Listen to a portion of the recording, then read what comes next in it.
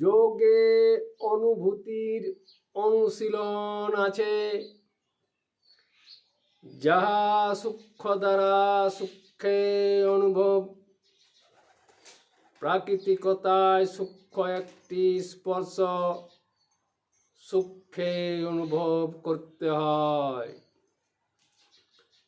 যাহা দেহে একটি সূক্ষ্ম ক্রিয়া অনুভব দ্বারা ইন্দ্রিয়গুলি জাগরিত থাকে।